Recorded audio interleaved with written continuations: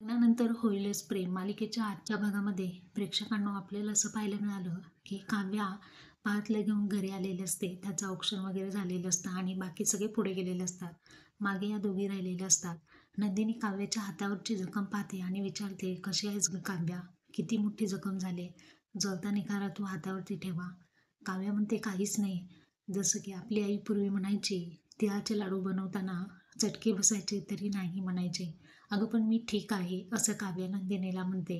नंदिनी म्हणते नंदिनी लगेच रडू लागते. तिला खूप वाईट वाटत असतं.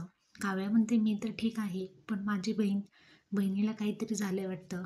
काय झालं नंदिनी ताई, सांग ना मला. मला तुझ्याकडे पाहून वाटत नाही की तू ठीक आहे. नंदिनी रडत रडत कसंबसं सांगू लागते की आनंद निवासवरती जप्ती आलेले आहे आणि तेही जीवामुळे.